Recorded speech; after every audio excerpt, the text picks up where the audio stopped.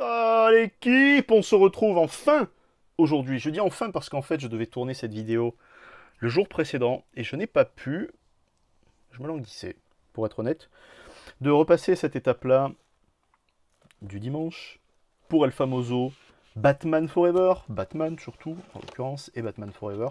Vous avez été super nombreux à faire des retours très très sympathiques, de un. Et surtout, ça a fait des vues, donc c'est plutôt sympa. Alors je sais que c'est encore une fois, hein, je répète, hein, je sais pertinemment que c'est Batman qui fait des vues, c'est pas moi qui fais des vues, c'est vraiment Batman. Tiens, on va prendre celui-là, on va mélanger un peu. Mais c'est pas grave, parce qu'en fait, bah, moi ça me plaît bien, c'est pas le fait de faire des vues qui me plaît bien. Ce qui me plaît bien, c'est que le contenu vous plaise. Donc dans le lot, je sais qu'il y en a qui sont revenus plusieurs fois. C'est plutôt sympa, c'est plutôt cool. Je sais qu'il y a la compagnie amicale aussi qui est passée, donc ça c'est super sympa. Merci si vous regardez ça. Qu'est-ce qu'on fait? Donc je me languissais parce que donc déjà je me languissais et je me suis dit que c'était plutôt bien de faire comme ça, donc d'enregistrer les vidéos du dimanche dans la semaine, donc hein, enfin pas de tout faire d'un coup, c'est-à-dire qu'en fait hein, j'enregistre. Aujourd'hui on est vendredi 23 septembre, donc c'est un jour et demi avant que la vidéo soit publiée, donc que vous la regardiez maintenant. Donc je suis plutôt content de prendre ce rythme-là. Donc déjà comme ça, moi, ça me laisse du temps pour pouvoir bosser moi à côté quand même. Et contrairement aux vidéos Pokémon où j'enchaîne, parce qu'en fait, quand j'enregistre une fois, j'enchaîne parce que bah, ça fait plusieurs vidéos d'un coup. Là, avec ça, je pense que ça va être vraiment donc le rendez-vous qu'on va prendre tous les dimanches. Donc ça, c'est déjà acté. Mais ça va être le rendez-vous pour moi de faire l'espèce de compte rendu de la semaine. Vous m'avez régalé. Parce que ben, j'ai eu un short qui est sorti la semaine passée où j'ai fait un retour de Pokémon Célébration des 25 ans avec le gros Pikachu à l'intérieur, là, le Pikachu Gigantamax. J'ai fait ça comme échange, c'était super. Et du coup, donc, vous avez bien accueilli le truc. C'est cool. Vous m'avez bien répondu sur Insta en plus. C'est cool aussi. Aujourd'hui, on est là pour parler de Batman. Et surtout, parce que vous m'avez demandé, vous m'avez dit oui, mais toi, dans les films, tous ces acteurs, qu'est-ce que t'as vu? Bon, Jim Carrey, j'ai tout vu. Val Kilmer, j'ai pas tout vu. Chris O'Donnell, j'ai pas tout vu, loin de là. Loin s'en faut d'ailleurs. Et Tommy Lee Jones. Tommy Lee Jones, il a une carrière qui est très, très longue. Euh, Pourquoi? Ben, tout simplement parce qu'en fait, ben, il est plus vieux que les autres.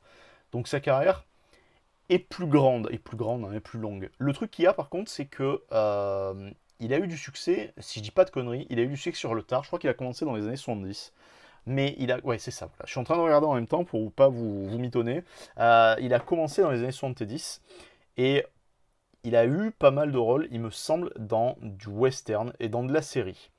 Ouais, c'est ça. Et après, donc c'est vrai que les années 80, il est présent, mais il est présent dans des films qui sont pas forcément des films de je veux dire, des blockbusters. Après, en même temps, c'est difficile de parler de blockbusters. De tête, je sais que je l'ai vu dans JFK, et je crois que c'est la première fois que je l'ai vu dans un film, avec Kevin Costner. Donc du coup, on a donc un acteur qui commence à poser on va dire sa patte par sa gueule, parce que c'est vrai qu'il a une tête très particulière. Ensuite, il y a eu Piège en haute mer. Piège en haute mer, vous connaissez forcément, parce que c'est avec Steven Seagal. Donc, il joue l'antagoniste principal. Et ensuite, on l'a vu dans Le Fugitif. Alors, je dis ensuite, on l'a vu dans plein d'autres choses, en fait, hein, qu'on soit d'accord. Euh, mais on l'a vu ensuite, ouais, donc dans. C'est ça, hein, dans Le Fugitif.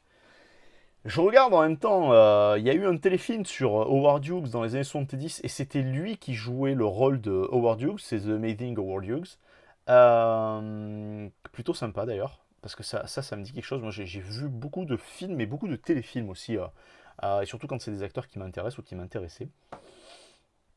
Je vois dans les années 80, c'est compliqué, hein. C'est pas évident. Stranger Myland, pareil, c'est un truc télé, et ça me dit quelque chose. Euh, le reste, c'est non. Ensuite, on le voit donc dans Le Fugitif, Le Client. Le Client, c'est un film de, pareil, de Joel Schumacher. Dans Blown Away, dans Tueur-né. Tueur-né, c'est un film d'Oliver Stone avec un scénario de Quentin Tarantino. On le voit dans Blue Sky, donc dans Batman Forever, le film qui nous intéresse ici. Et ensuite, on l'a vu, donc vraiment, je pense que l'explosion pour lui, c'est les années 90. Et en fait, l'explosion de carrière, ça, pour moi, ça va être vraiment 93 94, enfin 93-95, parce qu'en fait on va avoir le fugitif, donc où c'est le Marshall en fait, hein, à l'intérieur du fugitif, où on le voit courir donc après Harrison Ford, qui était je crois que si je dis pas de conneries, je crois que c'est une adaptation d'une série télé. Et je pense quand on était gosse, je suis dans les années 80, donc je pense que ça passait sur la 6, et c'était super sympa. Donc pour lui, ensuite bon il y a le client, je pense que pareil, le client vous avez dû le voir, enfin c'était un des gros films de son année là. Bon tu en es forcément, vous l'avez vu, ça c'est sûr. Batman Forever, vous l'avez forcément vu. Et ensuite il y a eu Volcano, Men in Black, US Marshal et Double Jeu. Volcano, ça a été vu au cinéma. C'était l'espèce de pendant un peu à contre-courant de ce que proposait le Pic de Dante à l'époque. Le Pic de Dante qui doit être avec Pierce Brosnan. Men in Black de Barry Sonnenfeld, c'est le rôle titre. Enfin, c'est le rôle titre. Il tient la tête d'affiche avec Will Smith. Et ensuite, US Marshal qui normalement doit être la suite. Oui, c'est ça, qui est la suite du Fugitif. J'avais pas mal aimé US Marshal, mais j'avais préféré quand même euh, le fugitif US Marshal avec, si je dis pas de conneries, normalement c'est Wesley Snipes qui doit être. Donc je rentre pas dans la fiche de chaque film, j'ai la fiche des films devant moi, je me suis mis sur Wikipédia, je me suis pas mis sur IMDb, tout ça et tout, c'est mieux rangé je trouve dans Wikipédia. Ensuite donc on a Small Soldiers, je vous recommande de voir Small Soldiers. Small Soldiers c'est un film de Joe Dante. Joe Dante c'est le mec qui a réalisé les Gremlins. Et en fait Small Soldiers c'est vraiment déjà c'est une dinguerie visuellement, même maintenant ça a super bien vieilli. Et c'est très très bon pour le contre-discours qu'il y a à l'intérieur, pour pouvoir voir et comprendre le côté antimilitariste des gens qui militent contre le côté justement de la prolifération des armes et compagnie. Donc ça c'était vraiment sympa. En fin 90, donc c'est en 98, il y avait un jeu d'ailleurs je crois sur la Play, il me semble que je l'avais, ou c'était un ami qui l'avait. Il y a eu Double Jeu. Alors là, pareil, Double Jeu, ça c'était vraiment un film, je l'avais vu au Cinoche avec Ashley Judd. C'est la première fois que je découvrais cette actrice. Et j'étais tombé amoureux, pareil. Ensuite, on a L'Enfer du Devoir, Space Cowboy. Bon, après, le reste, voilà, le reste c'est forcément, j'allais dire, des films que vous avez vus ou dont vous avez entendu parler. Pourquoi? Ben, tout simplement parce qu'en fait, ce sont, après, je veux dire que pas des blockbusters, mais enfin, c'est de très très gros films. Euh, et il y a du banger, hein. Il y a Space Cowboy, Clint Eastwood, c'est terrible. Il y a Men in Black 2, j'avais pas aimé, mais bon, il est quand même présent. On a 3 enterrements, The Three Burial of Melchior Estrada, c'est de la bombe atomique si vous n'avez pas vu ça. Il y a beaucoup, beaucoup. Ouais, No Country for Old Men, des frères Cohen, etc., etc. Donc ça, c'était pour Tommy Lee Jones, comme ça au moins c'est fait. Et je vais vous faire pareil sur les autres, et je suis con parce que c'est ce que j'aurais dû vous faire à chaque vidéo en fait. Pour Jim Carrey, je le fais. Qu'est-ce que je fais? Je vous le fais ou pas? Alors, vous savez quoi? On va pas le faire, on va pas se le faire, c'est pas grave. On aura l'occasion de le refaire de toute façon, de refaire ce genre de truc.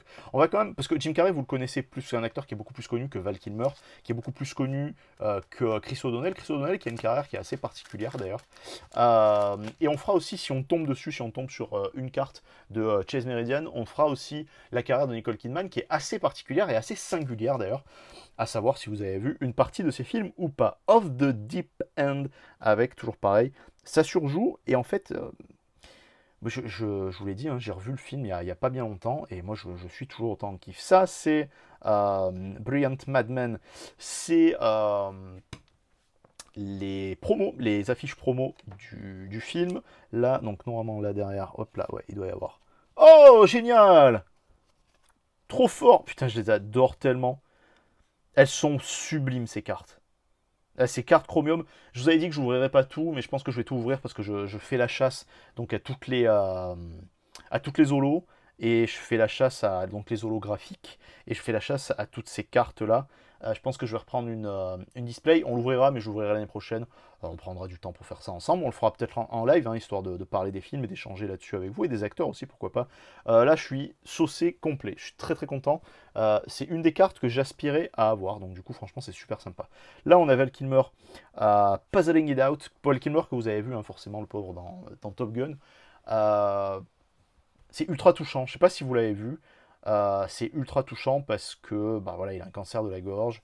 Apparemment gros fumeur, mais cancer de la gorge, il est quand même présent à l'intérieur à l'intérieur du film face à un Tom Cruise. Moi, j'y pensais pas au départ. Je me suis dit, voilà, ils vont peut-être pas faire ça parce que bon, voilà, c'est assez compliqué de mettre ce genre de truc dans un blockbuster de la taille d'un film porté par Tom Cruise. Et en fait, non, justement, quand on revient à ce tout-là, c'est un film porté par Tom Cruise. Et Tom Cruise, c'est une certaine authenticité, au moins dans les films. Après, le reste de la vie, il y a eu des déboires qu'on apprécie ou on n'apprécie pas, mais enfin qu'on comprenne plutôt qu'on comprenne pas. Mais c'est assez courageux d'ailleurs de sa part à Val Kilmer et aussi à la production, donc à Tom Cruise aussi, d'avoir fait participer cet acteur que j'ai beaucoup aimé quand j'étais plus jeune. Pas parce qu'il était dans Batman, pas parce qu'il incarnait Batman, mais pour d'autres films dont on va parler juste après, quand on viendra à son booster, à son blister. The Law Arrives. Ouais, c'est ça, ouais. On l'a pas vu d'ailleurs, hein, cette carte. La carte d'avant non plus, la carte de Bruce, donc celle qui a juste ici, on l'a pas vue. Celle-ci, on l'avait pas vue non plus, il me semble. Frank Grayson's, on l'a vu. Home Sweet Hideout, je suis pas persuadé qu'on l'ait déjà vu celle-ci, parce que c'est une très très belle photo. Bon, évidemment, la qualité, vous le savez, hein, on vous avait compris comment c'était fichu ces trucs-là. Oh yes! Eh oui, la Batmobile. Putain, mais c'est une dinguerie cette Batmobile. Alors attends, est-ce qu'on arrive à la faire briller comme il se doit? Donc j'ai changé un peu la forme du setup. Au lieu d'avoir mon écran ici, j'ai mis le gros écran ici en hauteur. Et là, j'ai l'ordi en fait. Donc du coup, j'ai légèrement changé le tout. Et donc on va avoir... Ouais, vous l'avez vu là. C'est une dinguerie. Elle est sublime. Elle est sublime. Franchement, hein, je pense que toute Batmobile rendue, j'adore la Batmobile qu'il y a dans les films de Zack Snyder. La Batmobile des films de Zack Snyder, elle est incroyable aussi. Chris O'Donnell, bon pour Chris O'Donnell c'est assez rapide parce qu'en fait sa carrière cinématographique en tant qu'acteur elle est assez courte. Euh, vous l'avez vu dans peu de films, en l'occurrence vous l'avez vu depuis un certain temps, depuis des années 2000 je pense, fin 2000, fin des années 2000, 2009, parce qu'il normalement il doit être dans NCIS, c'est quoi, Hawaï, non Los Angeles. Los Angeles, voilà, exact. Donc, Men Don't Live en 90, vous l'avez pas vu. Beignet de tomates vertes, vous avez dû le voir, et si vous l'avez pas vu, je vous recommande de le voir. C'est un film qui est... Perso, c'est un film très particulier. J'avais vu ça quand j'étais ben gosse, hein, forcément. Euh, Avec Mary-Louise Parker. Mary-Louise Parker, c'est l'actrice qui tient le rôle titre dans la série Weeds. Si vous n'avez pas vu, pareil, je vous recommande ça. On a Le Temps d'un week-end, on a Les Trois Mousquetaires, où il joue, où il incarne le rôle de D'Artagnan, avec, donc en l'occurrence, dans ce film, dans Les Trois Mousquetaires, c'est un film avec des acteurs du Rat Pack, dont on a déjà parlé quand je vous ai parlé eh ben justement de Val Kilmer. Euh, Parce qu'à l'intérieur, donc en rôle titre, vous avez Charlie Sheen et Kiefer Sutherland. Kiefer Sutherland, l'acteur principal de la série 24 heures chrono, mais en fait il a fait, enfin 24 heures tout court, 24, mais il a fait d'autres choses auparavant, et c'est vrai que là en l'occurrence, il y avait donc Chris O'Donnell qui jouait le rôle de D'Artagnan dans le film des Trois Mousquetaires de 1993. C'était pas mal. C'était pas mal, enfin c'était pas la folie non plus, hein. On a Blue Sky, on a Batman Forever, on a L'Héritage de la haine, très très bon film, pareil, c'est The Chamber en VO avec Gene Hackman, Faye Dunaway. Donc là, on est vraiment sur du très très lourd. Pareil, ça a été vu. Ensuite, on va avoir Le Temps d'aimer, pas vu. Batman et Robin, c'est vu, hein, évidemment. Cookies Fortune, c'est non. Le Célibataire, c'est oui, si je dis pas de conneries d'ailleurs. Je crois qu'il est à la production. Il doit être à la production d'ailleurs de. Hop là, attends, on va descendre. Ouais, du Célibataire. On va avoir Vertical Limit, où il tenait le rôle titre, pareil. C'est un peu le cliffhanger, hein, le film avec Stallone des années 2000, je crois, c'est sorti en 2000 d'ailleurs. Ensuite, on va avoir, c'est compliqué, hein, ensuite les années 2000, à partir des années 2000 pour cet acteur. Le truc, c'est qu'il a été tellement connoté avec connoté pas succès justement, il a été connoté échec critique parce qu'en fait les deux Batman ont été pas des échecs commerciaux parce que c'est des films. Le premier, donc celui-ci, il a fait 336 millions de dollars de recettes, donc c'est pas mal. Enfin c'est pas mal, c'est très très bon. Le second, il a fait 224 ou 228 millions pardon, de recettes au box-office. Très très belle image. Au box-office, c'est une très très belle image. On dirait un casse-shot tellement elle est belle cette photo, c'est incroyable. Too Far Gone, exactement. Alors attends, juste on va regarder quand même où est la. Hop là, elle est là. Donc on va se mettre comme ça, on sera très bien. Et ben du coup ça tombe bien parce qu'on est en train de parler de lui, Star Performer. Et c'est vrai que ça a été un succès, une défaite en fait, une sacrée défaite, parce que parce qu'en fait les gens ils l'ont connoté comme faisant partie de films, pas qui ne réussissaient pas, mais dans des nanars quoi en fait tout simplement. Bon ensuite il a des participations en série télé, mais bon on s'en fout un peu, à part Mon Oncle Charlie, Two and a Half Men, super sympa, c'est une des séries les plus drôles qui ait jamais été portée par la télévision américaine, je vous recommande si vous n'avez pas vu. Une apparition dans Grey's Anatomy, une apparition dans The Company. À partir de 2009, il a fait une apparition dans NCIS normal, donc ses enquêtes spéciales là, avec Gibbs et compagnie. Et donc justement, c'était l'épisode d'introduction qui permettait de lancer NCIS Los Angeles. Apparemment, ça continue encore. Alors je ne vais pas vous mentir que je n'ai pas du tout regardé toutes les saisons. J'ai beaucoup regardé NCIS, j'ai beaucoup aimé à l'époque. Et NCIS, justement Los Angeles aussi, qui m'avait beaucoup plu. Et voilà, donc là, on en est là pour l'instant. On va avoir A Trip to the Doctor, donc pour aller voir Chase Meridian. Donc là, pareil, on sent, il a quand même grave la classe, hein, regardez-moi ça. C'est quand même un beau gosse, hein. C'était quand même un beau gosse, hein. C'est triste hein, ce que la vie nous réserve, c'est quand même terrible. A Trip to the Doctor, dans une, on va dire que c'est une Jaguar, j'en suis pratiquement persuadé.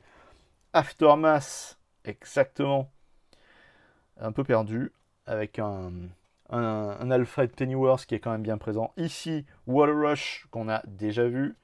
Ça ne surjoue pas du tout, hein, aussi bien d'un côté que de l'autre, vous avez pu voir ça, ça ne surjoue pas.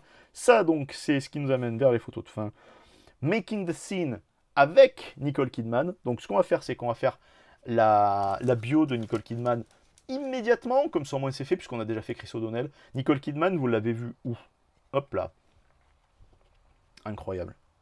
Un côté ultra graphique hein, sur ces Deadly Demonstration. Et un côté ultra graphique. C'est con que l'image elle soit ultra claire, enfin que la photographie elle a été ultra éclairée, donc que l'éclairage pareil, ait été aussi prononcé sur ces scènes, on va dire, d'ouverture claire. Parce que je suis sûr qu'en baissant un tout petit peu la. Vraiment en réorientant, ou en baissant un poil l'intensité de la lumière, on aura un côté avec des noirs profonds, quoi, en fait et vraiment qui aurait donné un côté comics encore plus prononcé qu'en fait. Dommage, mais c'est pas grave. Hein. C'est pas grave. Et ici, on va avoir. Vous entendez, hein, ça accroche quand même pas mal. Quoi. C'est aussi pour ça qu'on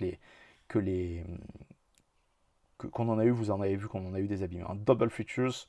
Est-ce qu'on l'a eu celle-ci? Eh ben, je suis pas sûr. Ben, maintenant, si on les a pas eu, quoi qu'il en soit, celle-ci dorénavant, on l'a. Nicole Kidman, vous la connaissez forcément. Vous l'avez découverte où, Nicole Kidman? Allez, hein, lâche ton petit commentaire. Personnellement, j'ai découvert ça à la téloche, quand j'ai vu Jour de tonnerre, de Tony Scott. Oh, Tony Scott, putain. De Tony Scott avec Tom Cruise. Ah, c'était un peu c'était devenu pas son acteur fétiche, mais bon, après le carton de Top Gun, justement, que ça avait été un raz-de-marée complet. Ça, même, ça a tellement été un raz-de-marée que ça a en fait poser en fait une imagerie dite entre guillemets militaire pour l'ensemble des films qui arrivaient juste après, qui sont arrivés après d'ailleurs, qui sont obligés de se conformer à la manière dont Tony Scott a proposé les arrimages, tout ça et tout sur les avions, donc enfin sur les porte-avions, des avions sur les porte-avions, et toute cette imagerie militaire, elle est vraiment tirée de ce qu'il a pu proposer donc dans Top Gun. Mais là, on parle de Jour de tonnerre, et c'est pareil, en fait, c'est franchement, Jour de tonnerre, j'ai l'impression que c'est même un meilleur film que Top Gun, mais qui est moins connu. Qui est moins coté parce qu'il n'y a pas de suite, en fait. Il n'y a pas de suite. Et puis, il n'y a pas de hype particulière, justement, pour pouvoir lancer quelque chose derrière ça. Et évidemment, elle était en couple avec Tom Cruise. Flirting, Billy Bassgate, Horizon Lointain, que vous avez dû voir, c'est un film de Ron Howard. Malice, pareil, vous avez dû le voir. Alors, Horizon Lointain, pardon, excusez-moi. Horizon Lointain, vous l'avez vu, enfin, j'espère que vous l'avez vu, parce que c'est un film avec Tom Cruise. On n'oublie pas, Tom Cruise ne travaille qu'avec des réalisateurs qu'il a envie de travailler, pas comme une majorité d'acteurs. La majorité des acteurs prennent le travail qu'on leur propose. Tom Cruise, il a quand même tourné avec Steven Spielberg 2 fois, c'est quand même pas une mince affaire. Il a tourné avec Stanley Kubrick une fois, il a tourné avec Coppola, il a tourné avec Tony Scott, il se fait son kiff. Franchement, il se fait son kiff et il a bien raison. Brian De Palma, etc. Malice, c'est avec Alec Baldwin et Bill Pullman. Et on a une Nicole Kidman qui est très très jeune à l'intérieur, évidemment, parce qu'en fait, c'est un film de 93. Nicole Kidman, elle est de 67. Donc du coup, vous faites votre calcul, vous avez compris qu'on était. Elle a bien pour son rôle. Ça, c'est good. Ensuite, on a My Life. Donc là, My Life, j'ai cliqué dessus parce que je voulais voir si c'était quel rôle elle avait en fait, parce que je me rappelais plus. My Life, c'est un film avec, donc c'est assez paradoxal qu'elle joue dans Batman, parce qu'en fait, My Life, c'est un film avec en rôle titre Michael Keaton. Donc Michael Keaton qui est le Batman précédent à Val Kilmer. Et en fait, c'est un film où donc, tout se passe bien dans la vie de cette personne-là, de ce personnage-là. Et en fait, il se rend compte qu'il a... J'avais vu ce film, c'était un de mes films préférés quand j'étais gosse. Je sais pas pourquoi en fait, peut-être l'imagerie ou peut-être la manière de jouer de Val Kilmer, de Michael Keaton, pardon, qui donnait forcément un panel un peu plus complet que ce qu'il nous apportait à l'intérieur de ce qu'il pouvait proposer dans Batman. Parce que en fait, il découvre qu'il a un cancer, donc voilà, phase terminale et compagnie, donc enfin c'est pas un truc jouasse quoi. Euh, et en fait, il décide d'enregistrer une cassette vidéo, enfin il fait une cassette vidéo, donc une preuve vidéo pour son gosse, parce qu'en fait sa femme tombe enceinte, enfin est enceinte, et il fait une espèce de bilan de sa vie, et il fait donc ce bilan-là pour essayer de transmettre un petit peu de ce qu'il est et de ce qu'il aimerait que son enfant soit pour la suite. Très très très très bon film. En tout cas à l'époque, ça m'avait beaucoup plu. On a Prêt à tout avec Matt Dillon, Joaquin Phoenix, Wayne Knight, de Gus Van Sant. Je vous recommande de voir ce film. C'est pareil, encore une fois, c'est un très bon film de sa filmographie à elle. Ensuite, je passe, il y a des trucs qui m'ont pas, donc avec de Jane Campion, donc Portrait de femme, ça m'avait pas inspiré quand j'étais gosse. Le Pacificateur, ça m'avait bien plu. Les Ensorceleuses, Eyes Wide Shut, pardon, ça je l'avais vu au Cinoche. Une dinguerie, d'ailleurs c'est le seul film de Kubrick que j'ai pu voir au Cinoche, parce que les autres j'étais trop petit. Moulin Rouge que vous avez vu, les autres, donc The Other de Alejandro Amenábar, je crois d'ailleurs qu'il fait l'adaptation de son propre film, pardon, de son propre film espagnol ou voilà, je vais dire une connerie, espagnol ou non. Ouais, enfin, en tout cas, ouais, si, voilà, ouais, un film aussi qui peut être espagnol, c'est ça. Et c'était vraiment, vraiment, vraiment sympa.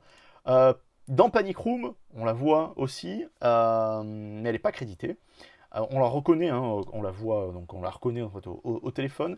The Hours, pareil. Dogville de Lars von Trier. Retour à Cold Mountain et L'homme créé à la femme. Pas convaincu par L'homme créé à la femme. Burst, ultra convaincu. Ma sorcière bien aimée. Fur, Happy Feet. Je suis en train de vous faire le détail complet en fait. On a Australia de Baz Luhrmann. J'aime beaucoup le travail de Baz Luhrmann de manière générale. Et j'avais pas aimé Australia. C'est dommage parce que c'est vraiment une ode justement à l'Australie. Si je dis pas de conneries en plus, normalement ça doit être avec. Comment il s'appelle, avec Hugh Jackman. Et c'est vrai que ça m'avait pas emballé des masses en fait. Dans les années 2010, c'est un peu plus compliqué pour moi de m'adapter à sa filmographie. Ça me parle moins, mais en même temps, c'est devenu une ultra tête d'affiche. C'est une des actrices, d'ailleurs, je sais même pas si c'est pas l'actrice la mieux payée du monde, mais même à l'heure actuelle, en fait, parce que, évidemment, en fait, elle est devenue ultra bankable pour ses choix de carrière qui ont été quand même assez particuliers. Mais elle a su être mise en avant, extrêmement en avant, au travers de Batman Forever. Donc ça, c'était plutôt cool. Et récemment, normalement, si vous l'avez vu, si vous avez vu le film, vous avez vu son rôle de la reine Gudrun dans The Northman. Je sais pas ce que vous en avez pensé. J'ai pas mal aimé. Alors, je l'ai pas vu au Cinoche, j'avoue. J'avoue, j'ai torpillé le film sur internet. Je l'ai pas vu, enfin, j'ai vu en streaming sur internet, pardon. J'ai pas vu, j'ai pas vu le film ouais, au Cinoche, mais c'est pas. Oh, vous voyez, regardez, c'était un call génial parce que donc on l'a pas eu pareil. Donc ça c'est pas un cast shot, mais c'est un shot qu'on fait donc pour la promotion, hein, pour la promo publicitaire de l'ensemble de ce truc. Je suis très content parce que je l'ai pas eu, j'espérais l'avoir parce que je trouve, vous voyez, il y a un côté qui est ultra retouché. Donc là pareil, hein, vous voyez comme c'est. Il y a un côté ultra retouché, volontaire, hein, c'est fait exprès donc pour pouvoir apparaître sur les sur les panneaux, dans les panneaux publicitaires, donc pour les bus, pour les arrêts de bus, etc. etc. Putain, c'est full Chase Meridian, là, c'est calculé, on dirait quoi. Et très très très très belle artwork, si on peut dire. Là, on passe Doom to Die. Là, on passe, pareil, on passe parce qu'on a déjà vu The Bird of a Feather. Birds of a Feather, pardon. On a déjà vu, là, pareil, avec la montre, comment c'est, l'iWatch, on a déjà vu. L'Apple Watch, pareil, on a déjà vu. Celle-ci, on l'a pas eu. C'est une très, très, très jolie photo.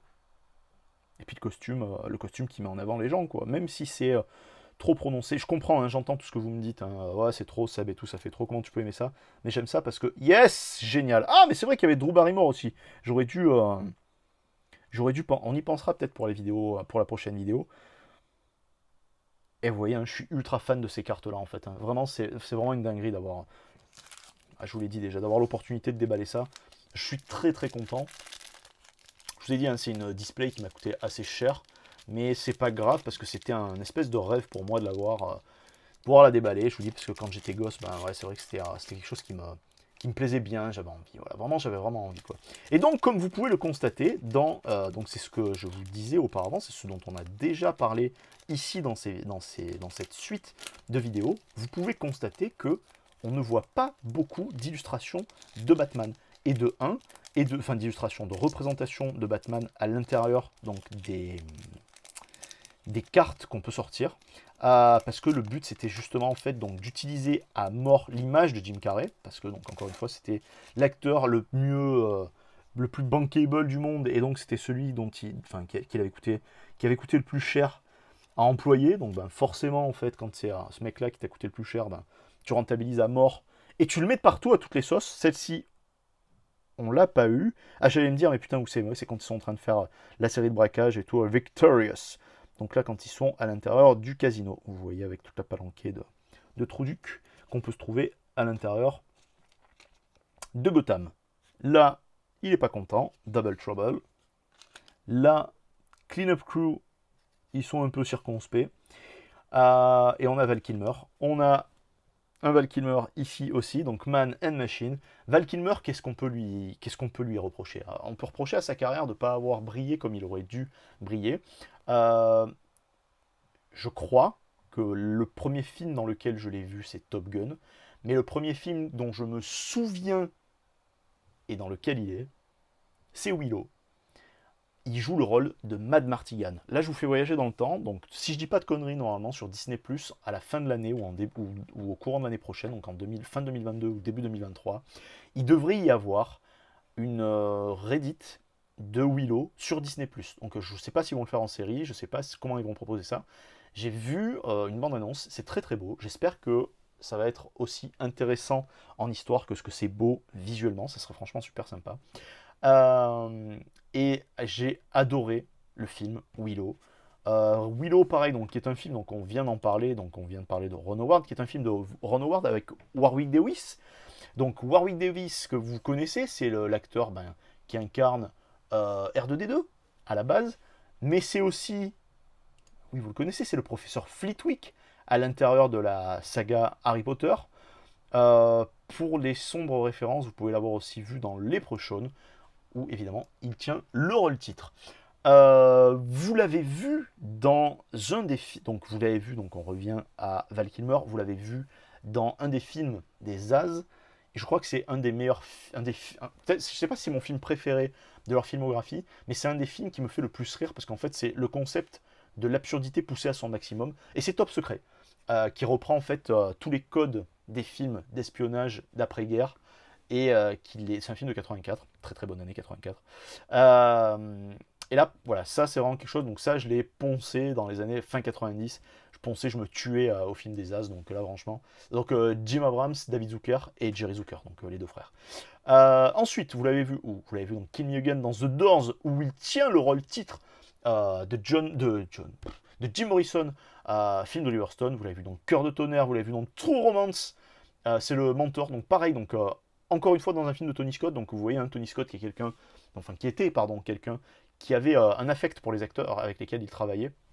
On peut au moins reconnaître ça, même si sa filmographie après, pas mal, enfin c'est pas sa filmographie qui a discuté, c'est plutôt c'était ses engagements personnels. C'est ce qu'ils aiment bien faire aux États-Unis, mélanger le personnel, le privé avec le public. Ensuite, on a eu donc l'affaire Karen McCoy, je vous recommande pareil si vous n'avez pas vu. Batman Forever, Hit de Michael Mann. Michael Mann, c'est un de mes réalisateurs préférés, donc c'est impossible que je passe à côté. Hit, vous l'avez forcément vu, j'espère que vous l'avez vu. Si vous l'avez pas vu, c'est avec Robert De Niro, Al Pacino, Tom Sizemore. Tom Sizemore, c'est un acteur de ouf, et donc évidemment Val Kilmer à l'intérieur. Franchement, je vous recommande ça. J'ai vu qu'aux États-Unis c'est sorti, je sais pas si nous on a eu le droit à une traduction. Michael Mann, j'ai vu qu'il avait proposé une nouvelle, un roman de Hit 2 qui sert de préquel et de suite à Hit. Ça a l'air terrible. Bon, j'ai pas vu si c'était traduit en français pour l'instant, donc du coup, on verra ça par la suite. L'île du Docteur Moreau, L'ombre et la proie, le saint, je l'avais vu au cinéma avec mon père, je me rappelle.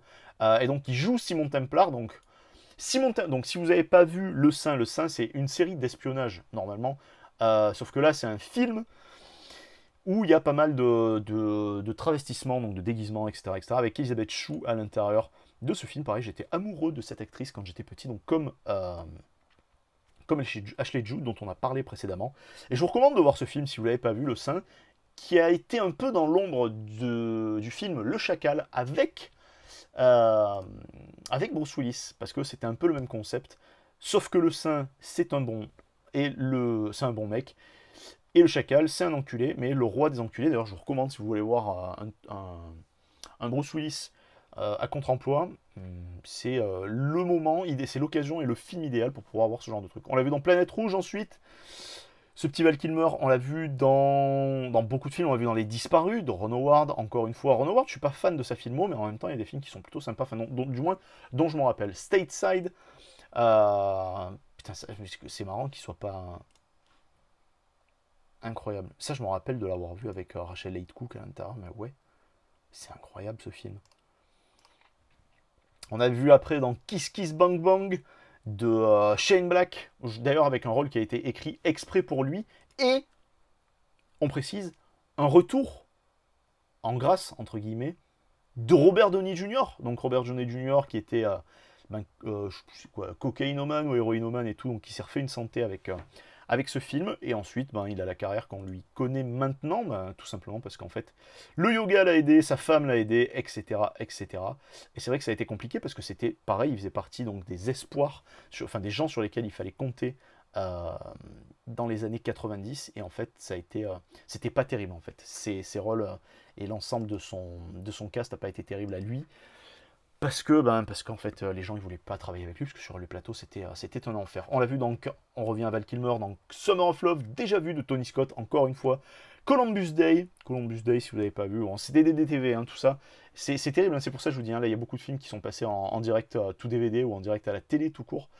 Et c'est terrible parce qu'en fait, après, voilà, c'est la descente, j'allais dire, aux enfers, entre guillemets, alors que c'est un acteur qui aurait mérité vraiment d'avoir une autre carrière. On l'a vu dans Bad Lieutenant, Escale à la Nouvelle-Orléans, un film de Werner Herzog avec Nicolas Cage. Je vous recommande, si vous n'avez pas eu ce film, c'est une dinguerie complète avec un Nicolas Cage, mais pour moi, il est au sommet, juste après Lord of War. Vraiment, vous regardez Lord of War, vous faites Bad Lieutenant, c'est une dinguerie. Et puis ensuite, après, ouais, c'est compliqué, c'est très très compliqué parce que c'est que du DTV. En 2012, il est encore là dans la première chevauchée de Wyatt Earp où il a le rôle titre. Mais c'est vrai que ouais, c'est super compliqué. Et puis bon, après, voilà, il y a le cancer, il y a tout ce qu'il y a qui lui pourrit pas que sa carrière, qui pourrit sa vie tout simplement. Donc du coup, c'est extrêmement dommage pour un acteur de qualité, qui aurait été de qualité. En tout cas, qui aura fait partie de mon, je vais pas dire de mes acteurs préférés, mais qui aura fait partie du paysage filmique dans lequel j'ai évolué pendant de nombreuses années. Lair of the Bat, elle est incroyable. Franchement, me dites pas qu'elle est moche, quoi, cette Batmobile. Franchement, elle est incroyable, quoi. Incroyable. C'est fou. Je sais que beaucoup d'entre vous reviennent toujours sur la Batmobile de 89, donc des films de Tim Burton, mais celle-là, vraiment, c'est une dinguerie, quoi. Là, on va avoir Insane Partners. Et c'est encore une fois une très belle photographie, où justement on a des noirs bouchés, tout ça et tout, donc on voit bien, ça fait vraiment un effet ultra comics. Je sais qu'il y a plein de gens qui aiment pas ce film, mais ça fait un effet ultra comics qui est très très important pour moi. Ah bah eh ben franchement, regarde, hop, voilà. J'aurais passé du temps à faire ça, pas perdu de temps, mais à faire sa bio, et en fait, The Doctor is in. Et voilà, elle est là. On termine, j'allais dire par la meilleure, pas forcément la meilleure, mais on termine par Nicole Kidman, qui à un moment donné aura évidemment été mon actrice préférée parce que je l'ai beaucoup aimé. Juste, je reviens vite fait un coup, parce que c'est vrai que je viens de voir un film dans lequel je l'avais vu, le monsieur Val Kilmer, et c'est dans un film de Terrence Malick, que j'avais pas forcément apprécié, j'avais préféré A True of Life, donc c'est Song to Song, très bon film, mais en deçà de ce que l'animal a pu nous proposer auparavant. On fait vite un récap où on a récupéré Double Features, où on a récupéré, hop là, je te montre ça ici, où on a récupéré merde, Sugar and Spice, où on a récupéré The Doctor is in, où on a récupéré putain, Built for Speed, la Batmobile, réalisée par Jaguar, hein, je vous rappelle, et où on a récupéré ce que je préfère avoir comme carte là-dedans, cette fabuleuse Chromium. L'équipe, merci beaucoup d'avoir suivi. Je pense que ce format mi-long, on va le faire plus souvent pour que je puisse vous faire les retours sur ce qu'on déballe, pour que je puisse surtout vous faire quelque chose d'un peu plus approfondi, justement sur la filmographie peut-être des acteurs qu'on verra, qu'on va voir.